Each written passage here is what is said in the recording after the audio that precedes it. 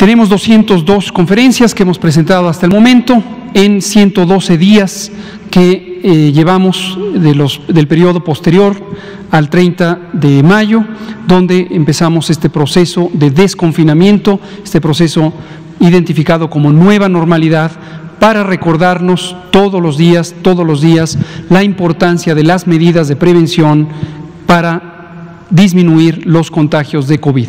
¿Cuál es la expectativa? Que en algún momento esta epidemia cese, esta epidemia se acabe, pero esta expectativa, como decíamos hace unos minutos, es importantísima tenerla siempre centrada en la realidad.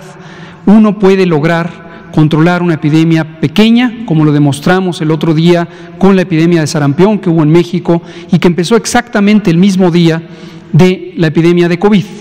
Pero uno no puede, me refiero a cualquier gobierno de cualquier país del mundo, evitar que exista una pandemia. Estos son fenómenos que ocurren de manera más o menos esporádica, aproximadamente cada 10 años surge una epidemia de esta dimensión, pero cada 100 años ocurre una epidemia con las proporciones que tiene la epidemia de COVID-19.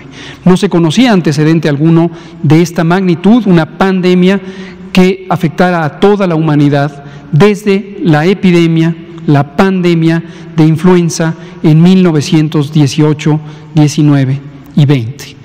¿Qué expectativa tenemos? Lo recordamos, lo hemos dicho aquí en innumerables ocasiones, pero a veces entre el ruido de las opiniones diversas que no tienen un amparo técnico, un amparo científico, pareciera confundirse cuál es la expectativa real amparada en el conocimiento científico de las epidemias.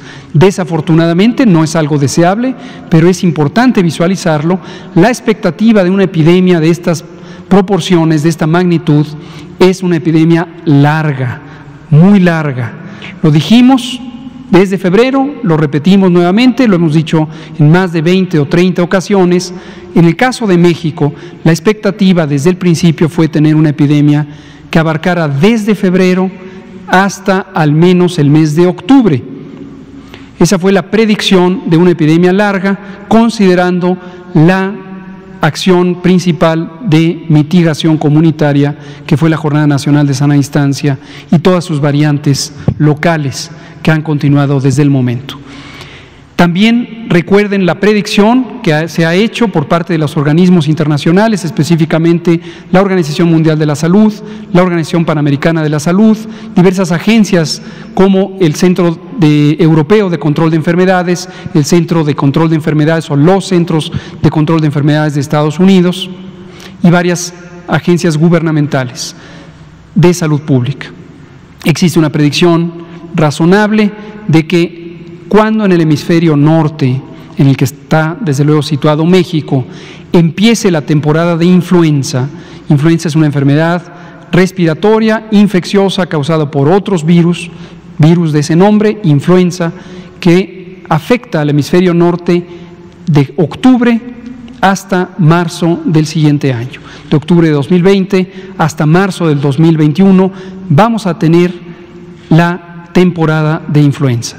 Esto es absolutamente seguro, no hay manera de evitar que exista la influenza. Ha ocurrido por cientos de años, probablemente miles de años en el mundo entero, y se alterna en fechas. En el hemisferio norte ocurre de octubre a marzo, en el hemisferio sur ocurre de abril a septiembre. Así ha ocurrido por miles de años, así va a ocurrir en 2020-21. La influenza. La predicción ante una enfermedad completamente desconocida hasta que emergió en el mundo al final del año 2019 y posteriormente ha continuado todo lo que llevamos del año 2020, la expectativa es que COVID-19, enfermedad causada por el virus SARS-CoV-2, que tiene un comportamiento clínico, es decir, afecta a las personas de la misma manera, o de una manera muy parecida a la influenza, se distribuye y se propaga a través de la vía respiratoria y tiene varias características semejantes a la influenza. La expectativa es que también durante octubre y hasta marzo o abril tengamos persistencia o reemergencia de COVID-19. ¿Solo en México? No. En los países del hemisferio norte. pero incluido México. Eso es la expectativa. Es importante que no lo perdamos de vista. Vamos a verlo hoy con datos específicos, actuales, de los países europeos. Algunos de ellos, no estarán todos, pero algunos que son muy ilustrativos de lo que está ocurriendo ya y desde julio en varios de los países europeos, que fueron los primeros que inmediatamente después de China y Estados Unidos tuvieron importantes epidemias de COVID-19. Veamos primero la información de México. Por favor, la siguiente. Esta es la curva epidémica que presentamos todos los días desde hace ya un par de meses. Está distribuida por semana. Siempre recordamos, para que cualquier persona que nunca hubiera visto una curva epidémica la tenga presente. Una curva epidémica es una representación visual, gráfica, de lo que ocurre con una epidemia. Aquí lo que tenemos es que la altura de cada una de estas columnas representa la suma de personas enfermas que han sido identificadas con COVID-19. En cada una de las semanas que están enumeradas aquí, para referencia de lo que nos interesa, que es la epidemia de COVID-19, en México, a nivel nacional, representamos desde la semana 10 del año, que es la primera semana de marzo, y hasta la semana 36. Hoy estamos terminando la semana 38. Mañana domingo, 20 de septiembre, empezará la semana 39.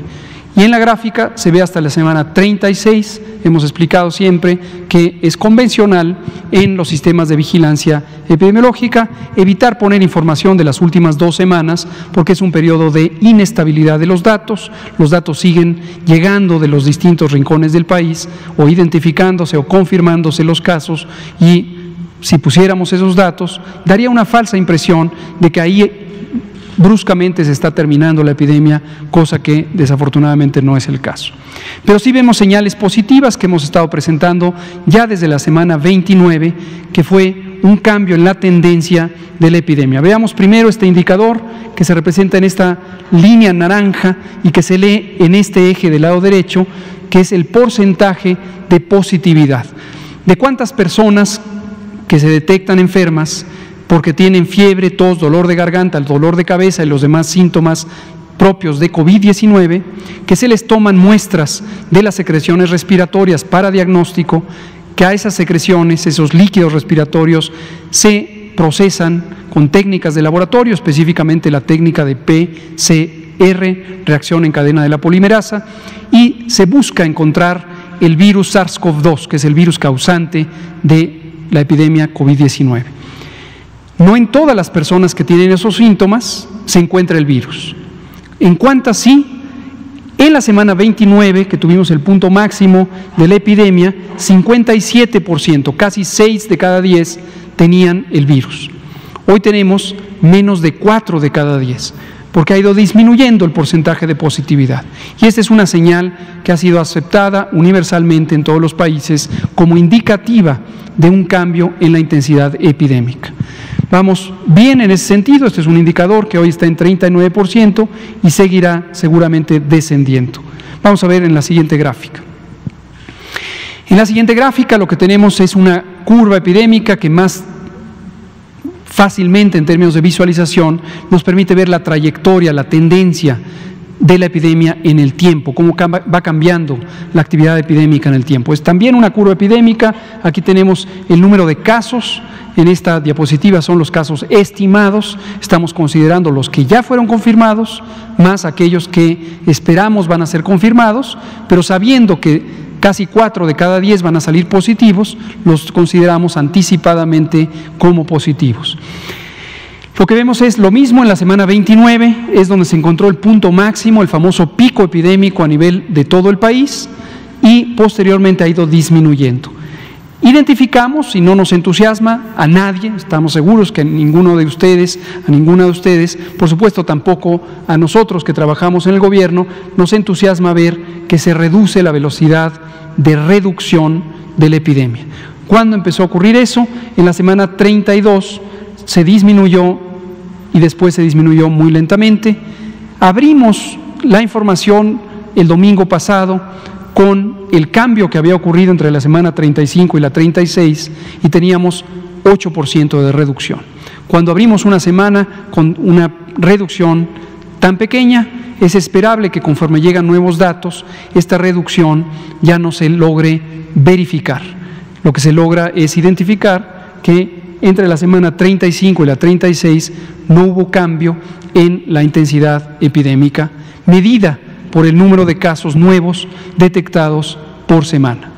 Es desafortunado, pero es una realidad, y es muy probable que esto tiene relación con los periodos de desconfinamiento. Cuando los desconfinamientos son acelerados, desde luego hay una respuesta en la que los contagios se exacerban nuevamente y se pierde esa reducción de la epidemia.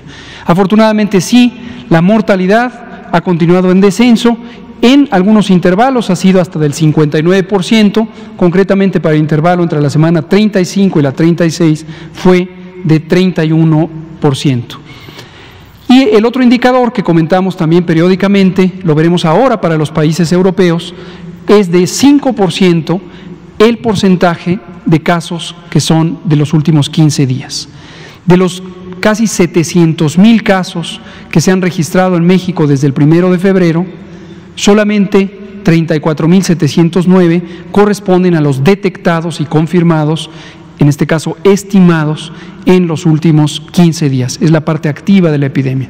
5 de cada 100 casos de los que se han sumado hasta el momento están en este momento activo.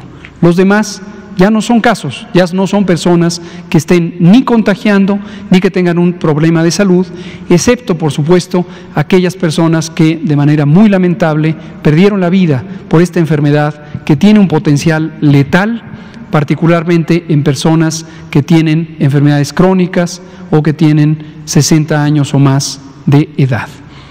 Vamos a ver la siguiente. En estas últimas dos, que también las presentamos periódicamente, tenemos la ocupación hospitalaria y recordamos siempre que el propósito de tener disponibilidad de camas hospitalarias, y cuando decimos camas es no solamente el mueble donde se alojan a las personas, sino todo el equipo médico, el equipo de apoyo, los ventiladores mecánicos, las bombas de infusión, los monitores, etcétera, toda la capacidad de atención. Por eso es que conservamos como uno de los objetivos fundamentales tener siempre disponibilidad de camas hospitalarias. Lo que vemos es que conforme la epidemia se ha ido reduciendo, igual es la reducción en la proporción o porcentaje de camas que están ocupadas. En esta gráfica cada columna significa una entidad federativa, las etiquetas están aquí en la parte inferior por las iniciales de los estados. La última, la del lado derecho, es el país completo, 31% de las camas están ocupadas. Si lo vemos entidad federativa por entidad federativa, tenemos que solamente Nayarit tiene, y Colima por un punto porcentual, tienen más del 50% de ocupación, posteriormente Nuevo León tiene 50% y el resto tienen el porcentaje que ahí se indica. Vamos a ver la última del panorama mexicano, en donde apreciamos exactamente la misma idea, pero para aquellas camas que son destinadas a personas críticamente enfermas, que necesitan ventilación mecánica y otros cuidados de medicina crítica. 25%, la cuarta parte de las camas que fueron destinadas a ella y que son producto de la reconversión hospitalaria, que las ampliamos más de 4 veces la cantidad de camas con respecto a lo que el país tenía disponible para camas de medicina crítica, llegamos a 10,758 y la cuarta parte están en este momento ocupadas por personas que padecen infección respiratoria aguda grave. A algunos se les ha confirmado COVID, otros no, pero están en necesidad de esta atención crítica. Y ninguna entidad federativa, esto ya por más de 2 semanas y media, tiene más del 50% de ocupación hospitalaria. El resumen de la situación nacional es: la epidemia está a la baja desde la semana 29, esto es a mitad de julio, empezó el proceso de descenso, hoy completaríamos ya 7 semanas de descenso, no ha sido continuo y es muy importante visualizarlo para no llevarse una falsa expectativa de que la epidemia ya se acabó. Se está disminuyendo la intensidad y eso es gracias a todas y todos ustedes que han mantenido las medidas de sana distancia, de lavado de manos, del uso consistente y correcto del cubrebocas, especialmente en espacios públicos cerrados, no salir a la calle o al espacio público plazas, jardines, transporte, si no es indispensable, proteger su estornudo o la tos con el ángulo del brazo y, si se tienen síntomas, permanecer en casa.